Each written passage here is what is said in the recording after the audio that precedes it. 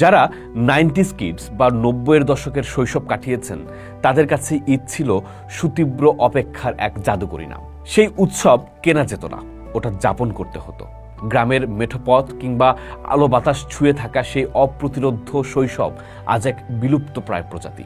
তখন কেনাকাটায় আজকের এই অশ্লীল বাহুল্য ছিল না। পরিবারের মায়েরা বা দর্জিরা গজ কাপড় সেলাই করে নতুন জামা বানিয়ে দিতেন। সে একটা সাধারণ জামার ভেতরে যে অভাবনীয় মায়া আর মমতা লুকিয়ে থাকতো তা আজকের লাখ টাকার ডিজাইনার ব্র্যান্ড দিয়ে কেনা অসম্ভব।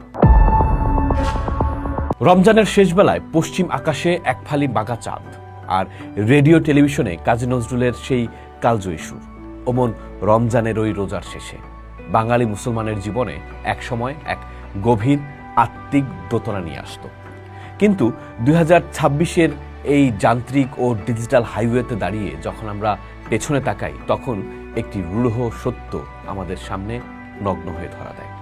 আমাদের ঈদ কি কেবল একটি ধর্মীয় উৎসব হিসেবে টিকে আছে, নাকি এটি এখন বিশ্ববাজারের এক বিশাল বিপণন কৌশলের অংশে পরিণত হয়েছে? উৎসব কি তার প্রাণ হারিয়ে কেবল পণ্য হয়ে উঠেছে? মূলধারার গণমাধ্যমগুলোতে আমরা যখন সমাজতাত্ত্বিক পরিবর্তনের আলোচনা দেখি, তখন বারবার উঠে আসে সমাজ, অর্থনীতি ও প্রযুক্তির পরিবর্তনের কথা। কিন্তু এই পরিবর্তনের আড়ালে যে বড় ধরনের কাঠামোগত লুটপাট ঘটে গেছে আমাদের মনস্তত্ত্বে, তা নিয়ে আমরা খুব কমই আলাপ করি। 90-এর দশকের সেই সাদামাটা আবেগ ঘন আর সমাজবদ্ধ উৎসবের জায়গা আজ দখল করেছে উগ্র ব্যক্তিকেন্দ্রিকতা, ডিজিটাল প্রদর্শনবাদ এবং এক সর্বগ্রাসী ভোগবাদী সংস্কৃতি। যারা 90s কিডস বা 90-এর দশকের শৈশব কাটিয়েছেন তাদের কাছে ঈদ ছিল সুতীব্র অপেক্ষার এক জাদুকরী নাম। সেই উৎসব কেনা যেত না, ওটা যাপন করতে হতো। গ্রামের মেঠোপথ কিংবা আলো বাতাস ছুঁয়ে থাকা সেই অপ্রতিরোধ্য শৈশব আজ এক বিলুপ্ত প্রায় প্রজাতি। তখন কেনাকাটায় আজকের এই অশ্লীল বাহুল্য ছিল না। পরিবারের মায়েরা বা দর্জিরা গজ কাপড় সেলাই করে নতুন জামা বানিয়ে দিতেন। সে একটা সাধারণ জামার ভেতরে যে অভাবনীয় মায়া আর মমতা লুকিয়ে থাকতো তা আজকের লাখ টাকার ডিজাইনার ব্র্যান্ড দিয়ে কেনা অসম্ভব। নতুন জামা ঈদের সকালের আগে কাউকে না দেখানোর যে গোপনীয়তা, তার পেছনে ছিল এক ধরনের পবিত্র আনন্দ। বন্ধুদের মধ্যে প্রতিযোগিতা ছিল না, ছিল অংশীদারিত্বের এক নির্মল উচ্ছ্বাস। ঈদের সেই ঈদ কার্ড সংস্কৃতির কথা ভাবুন। পাড়ার মোড়ে বাঁশের কঞ্চি আর শামিয়ানা টাঙিয়ে ছোটদের সেই অস্থায়ী দোকানগুলো ছিল এক ধরনের ক্ষুদ্র সামাজিক সংহতির প্রতীক। সেখানে 2-5 টাকার কেনা কার্ডে যখন আঁকাবাঁকা হরফে লেখা হতো, ঈদের দাওয়াত তোমার তরে, আসবে তুমি আমার ঘরে, তখন সেই আহ্বানের ভেতরে এক ধরনের অকৃত্রিম সামাজিক দায়বদ্ধতা কাজ করত। আজ সেই কার্ডের জায়গা নিয়েছে ফেসবুক, হোয়াটসঅ্যাপ বা মেসেঞ্জারের প্রাণহীন ই কার্ড। প্রযুক্তি আমাদের গ্লোবাল ভিলেজের বাসিন্দা করেছে ঠিকই, কিন্তু আমাদের আত্মিক দূরত্ব বাড়িয়ে দিয়েছে যোজন যোজন। আমরা এখন একই ঘরে বসে একে অপরকে মেসেঞ্জারে ঈদের শুভেচ্ছা জানাই, অথচ পাশের ফ্ল্যাটের প্রতিবেশী না খেয়ে আছে কিনা তার খবর নেয়ার প্রয়োজন বোধ করি না। 90-এর দশকে বিনোদন মানে ছিল একটা কালেকটিভ যাপন। বিটিভির আনন্দমেলা বা ইত্যাদি দেখার জন্য রাস্তাঘাট ফাঁকা হয়ে যেত, অর্থাৎ পুরো সমাজ একটা অভিন্ন সাংস্কৃতিক অভিজ্ঞতার মধ্য দিয়ে যেত। আজ সেই সর্বজনীনতা ধুলোয় মিশিয়ে দিয়েছে অ্যালগোরিদম নির্ভর ডিজিটাল প্ল্যাটফর্মগুলো। সিনেমা হলের সেই সম্মিলিত উন্মাদনা, যশোরের মণিহার বা ঢাকার মধুমিতার সামনে টিকিটের জন্য সেই দীর্ঘ লাইন আজ মাল্টিপ্লেক্সের কফি শপের আভিজাত্যে বন্দী।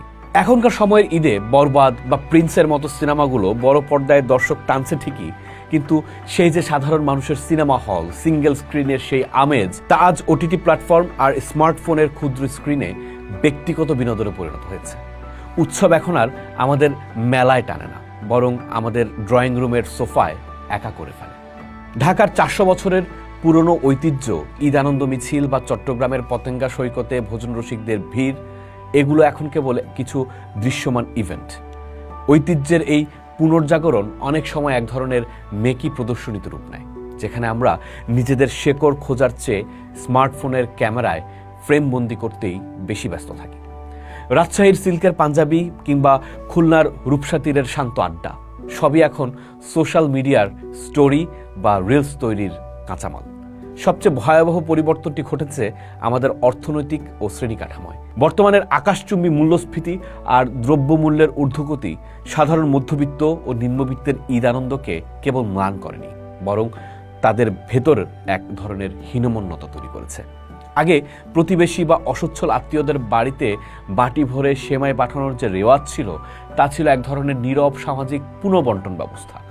আজ ফ্ল্যাট বাড়ির বন্ধ দরজায় সেই মানসিকতা আটকে গেছে। একদল মানুষ যখন উৎসবের নামে বিলাসিতায় মত্ত, অন্য দল তখন বেঁচে থাকার লড়াইয়ে দিশেহারা। এই যে উন্নয়নের জাঁকজমকপূর্ণ বয়ান আমরা প্রতিদিন শুনি, তার আড়ালে মধ্যবিত্তের নাভিশ্বাস ওঠার গল্পগুলো কিন্তু কোনো রঙিন উৎসবে স্থান পায় না। আজকের দিনে ঈদ মানে অনেক ক্ষেত্রে এসকেপিজম বা পালিয়ে যাওয়া। যৌথ পরিবারের ঝামেলা এড়াতে বা আত্মীয় স্বজন আপ্যায়নের বিরক্তি থেকে বাঁচতে সামর্থ্যবানরা এখন রিসোর্ট বা দেশের বাইরে পাড়ি জমান।